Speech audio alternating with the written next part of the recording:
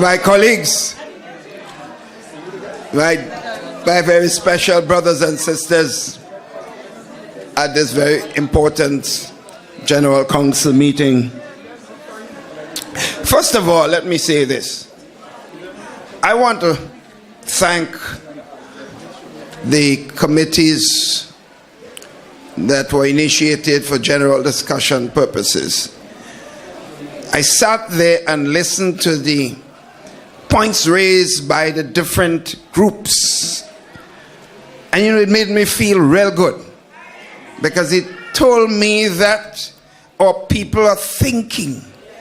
They know what they want. They know what issues they expect us to deal with. And they have suggestions how we can deal with it. You didn't just raise concerns. You pointed to solutions. And your leadership here, they are listening to you. Rest assured, we will treat the information you give us with great sense of urgency. And you'll hear from us very soon in that regard. Sisters and brothers, this General Council is held at a very important time. 3 months after a general elections. Yes, and then you could be concerned that we wanted to see more government activities taking place. And we understand that. But I think you heard a lot of reasons why we had to do some review. But I want to make this point. No matter what our opposition does, the fate of this country at this time lies in the hands of the new National Party. They may come and tell you that their leadership will resign. You know, sometimes you play dead to see what funeral you're going to get. Try a thing. Try a thing. And see what the results. People come crying and say, stay, don't go, stay there. I am making the point, forget them. What they do, whether they stay there or they don't stay there, NNP is moving on. Sisters and brothers, and therefore our work must become even more intense than it has been, because of the fate of this country, as we just said, lies in the hands of the new National Party. Sisters and brothers, I'm also pleased to listen to the presentation of the several persons who addressed you on specific issues. I'm sure at the end of today's exercise, you all, if some of you came here a little down because you ain't getting up yet, I believe that you will leave here much more fortified than when you came here this morning. Because I think you realize things coming. And not months from now, things coming now. My friends, you heard from all the different areas, every single aspect that we're talking about jobs and opportunities, not just projects. With those activities comes serious development for the improvement of the quality of life of our people, whether it's the development of education and training. It is improving and empowering our people to get ready for the opportunities of the 21st century, the age of technology, the age of the new economy, when new opportunities are created. In other words, some of the jobs of 20 years ago will not be available in the 21st century, not long from now. So we have to train our people for the jobs that are coming. And that's precisely why training will become a key component. And this you heard from our sister, Minister of Youth, and you heard from Minister in the Ministry of Education, Sister Pamela, the representative for this area. So, infrastructure, it is about the improvement of the quality of life of our people. As the roads built, You're providing avenue for more housing activities in areas that never had before. You're providing opportunities for water services in areas that never had. Electricity. In other words, all these are tied to improving the quality of life of the people of our country. Sometimes people define quality of life in just the level of income that you have. You could have a lot of money, and yet your quality of life is not as good as it should be. It is said Grenada's housing quality is the best in the Caribbean, but it might be the cheapest, but it is still considered to be the best. In other words, what you will get for a house in another country in the region for $500,000, you might get it here for $200,000. So it's the quality of the housing stock ties to the quality of the improvement of the life of the people of our country. So the infrastructure brings development. Health. We talk about health. That's about your improvement, because you cannot be productive if you're not healthy. So when we made the point about health, colleagues, do not treat that lightly. Anything can happen to any one of us anytime. But there's some things we can do to prevent it. If we eat everything we see and we don't exercise, you know what's going to happen. And some of us believe the fatter we are, the better we are. Waste of time. Don't believe that. I used to believe that years ago too. There was one man in my area who used to have a big belly, and I used to want to be like him because they say he had money. Don't believe that stuff anymore, colleagues. So whatever area, sisters and brothers, we are moving. Look what's happening to our country.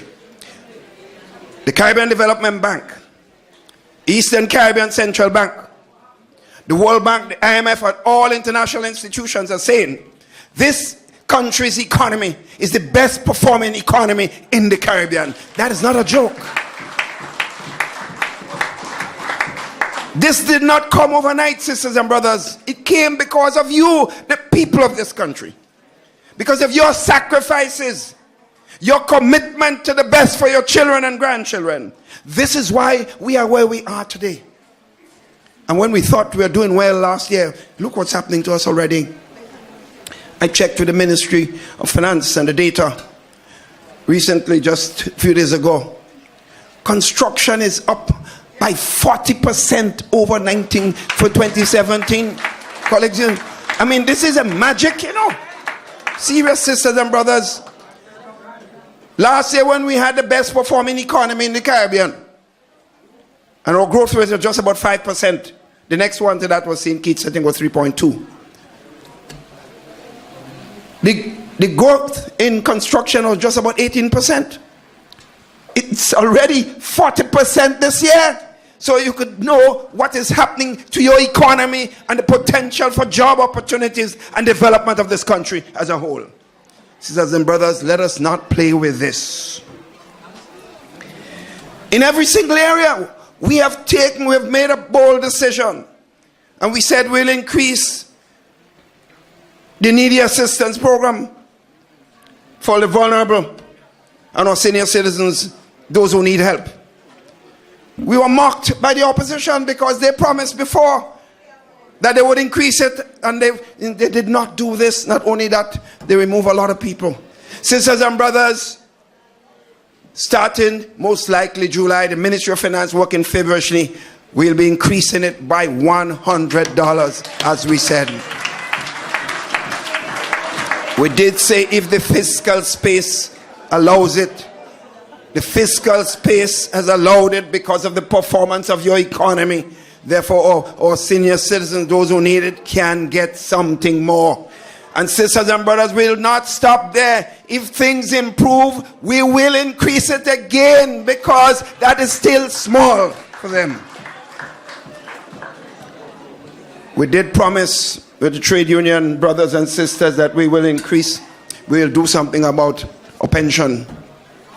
Those who worked all the years and have not made. Well, they've been working feverishly at the level of the trade union movement and the government to try to bring a resolution to this problem immediately, as soon as possible. Already, the Ministry of Finance has agreed, based on the fiscal space, that we'll take care of the group 1983 to 85 in terms of gratuity. So we will be paying that hopefully before the end of July. A commitment to the people of this country, sisters and brothers.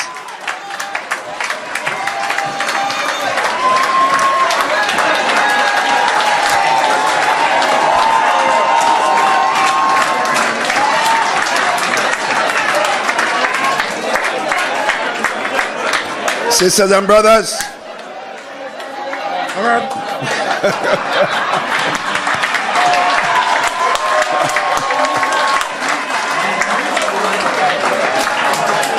Sisters and brothers, but we have the group after 1985, so they're working on the numbers with the actress people, because the other group must get paid too. So we work out for the group 1983 to 85, and the money is being made available by the Ministry of Finance. We want to give the workers at the Ministry of Finance a tremendous round of applause for their efforts.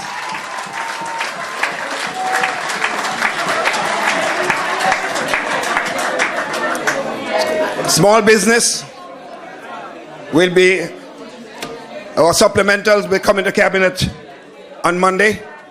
We'll be increasing, making some monies, a few $1 million available immediately to the small business development, so that those of you who are waiting to access help through the GDB and the small business, and we're making it easier to obtain, but more accountability must be in place, because we cannot waste the taxpayers' resources, sisters and brothers.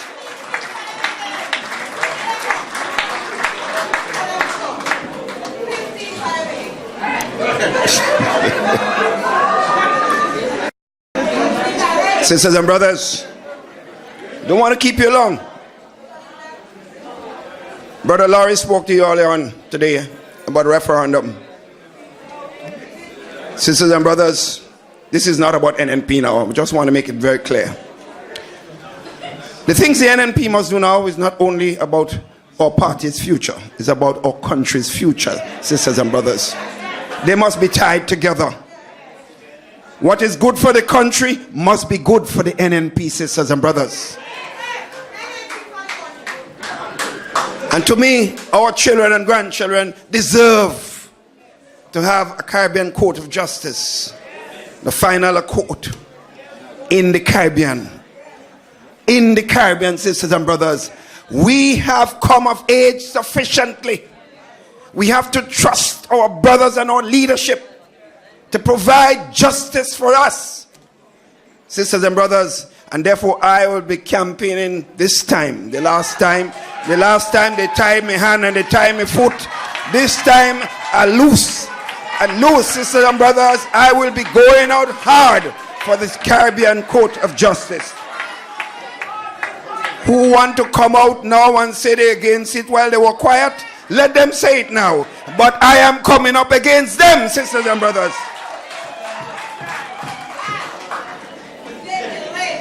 Sisters and brothers, we have the National Transformation Fund.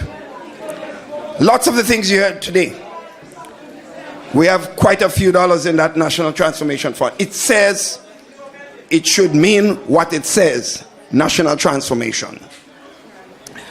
So sisters and brothers, we'll use the millions of dollars, some of it, to transform the agricultural sector. You didn't hear from our sister yet today, but I want to tell agriculture, because we're in St. Patrick's and St. Andrews close by, and St. Mark's and others. They are major sources of agricultural activities.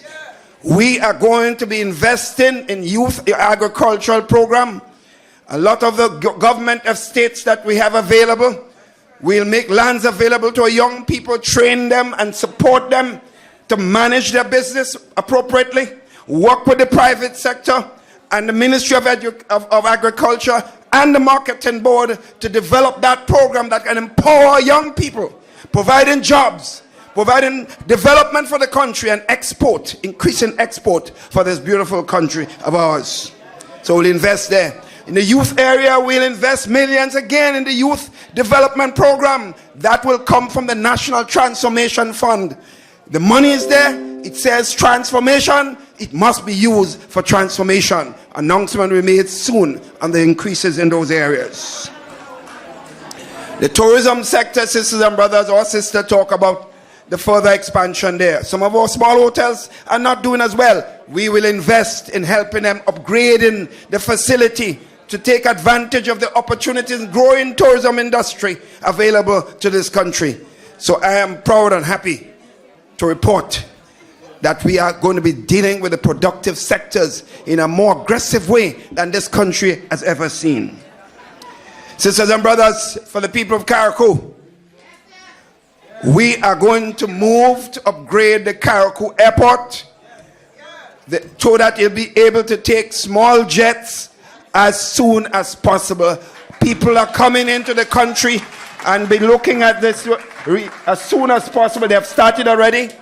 So within a month or so, you would hear about that. It's just to increase the runway so that you'll be able to take small jets. That will make it easier for me to go to Carriacou, because the truth is I don't like the small plane. I don't like it. So I want to go to Carriacou a little more often, Sister Kendra. So I want to look forward to this. Sisters and brothers, Sister Pam mentioned about the center in Riverside.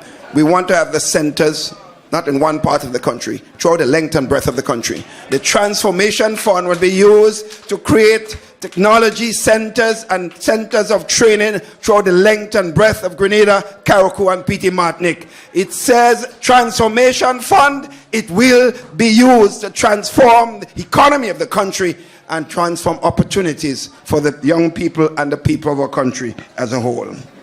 Sisters and brothers, the Breakwater program in St. Patrick's, we will ensure that project is finished completely so that St. Patrick's not only have a solid breakwater but also a serious marina project that can provide hundreds of jobs and opportunities for the people in north of the country. Finally, sisters and brothers, I want to say this to you. We know we just won a general elections and you played a major part. You were responsible for it. Without you, we could not be sitting and standing here.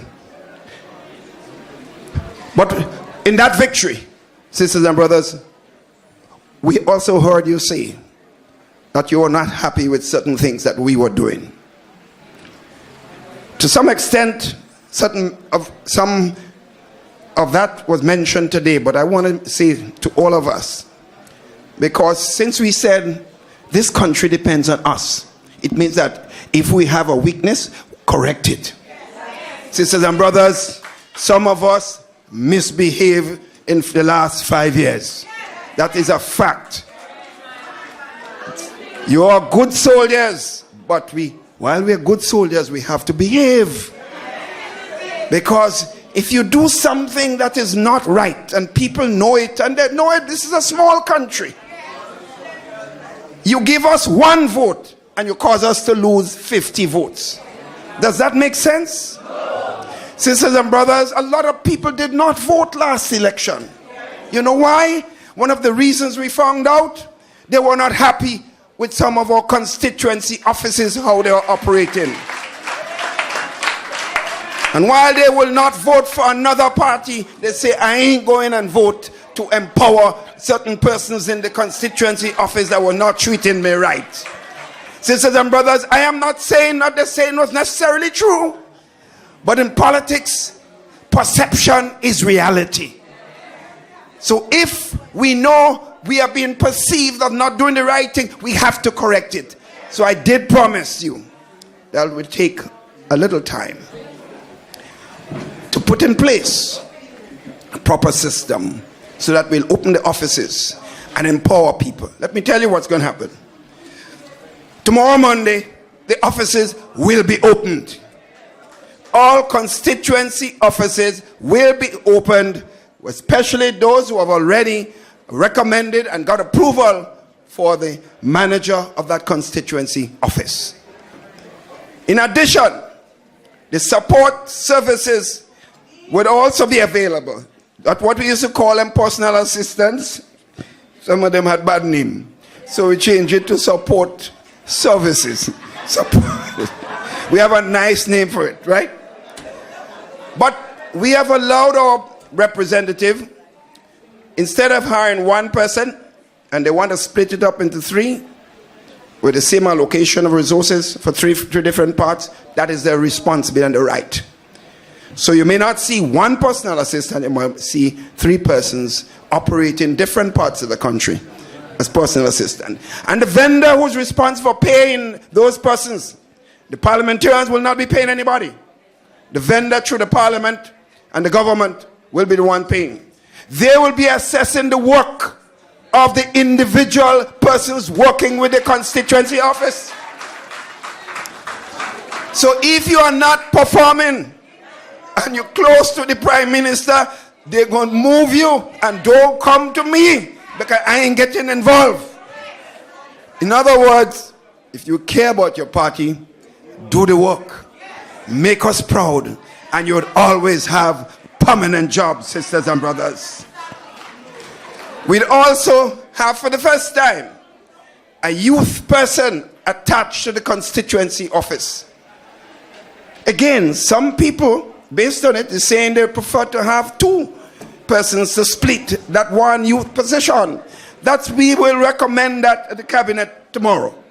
Because if that is what you want, and you feel that is more effective than just one person, drawing a certain level of salary, and you want to give it to two persons, that's fine with us. Make sure that they are qualified and capable to deliver the services through the young people, through the length and breadth of those constituencies. In other words, sisters and brothers, we add a young person or young persons to the work of the constituency because we recognize this as a critical importance to the development of the country, by implication the development of every single constituency. Sisters and brothers, so far I never said NNP paying for the workers. The constituency offices will be manned by people that are recommended and have been also interviewed and proven to, based on the past record, to be capable of delivering those services. What will happen? The constituency offices will no longer be NNP office. They would be the constituency office of the parliamentary representative for that constituency, sisters and brothers. So anyone has a right to walk into the office and ask for information and get services that they deserve and they qualify for, sisters and brothers. So my friends, point I'm making is this: we are not perfect, and we probably will never be. None of us will be. But as long as people point out our weaknesses and we know it is true, let's make the modification. And NNP as a party is not afraid to say when we are wrong. If we are wrong, we accept it and correct it and move on. That some people want to be wrong and strong. That's little children. We don't behave like this. So sisters and brothers, as we move forward, some of you started, I had to face it myself. Oh God, Doc, I lie on my bed I'm hungry, thing bar up to election, I get nothing yet. 3 months, My friends, and one time I had to ask a young friend of mine, I said, suppose NNP lose, what you do? We just say, hold a little while, then we put the right systems in place. Some of us behaving as if we go dead. Sisters and brothers, let me make one further point. There are tremendous amount of jobs and opportunities outside there. But some of us get so dependent on their party. They're waiting for the representative to go and find a work for them. Sisters and brothers, get up and get. Get up and get. Opportunities are coming, but search for it. The constituency offices will provide all information and scholarships for training opportunities, for small business loan. All of that will be there. You don't have to wait on the representative to get there, to get information, to go and take initiative to get help for yourselves. So sisters and brothers, with the team here, all of them, they're all committed to serve you, to serve the people of this country. I am proud of them. But I ask you, sisters and brothers, help them. Use your initiative too. Sisters and brothers, I say to people, one day, all of us will have to leave this scene. What we have to do as a government, as a party, is to empower the people. Because if we empower you and we train you, no matter who takes over the NNP afterwards, you will be able to run your own life, sisters and brothers. No matter which government gets into office, you will be empowered to help yourself and not depend on a politician for survival. So NNP's basic objective, empower the people to be independent of us. Sisters and brothers, thank you all. I love every single one of you. Take care.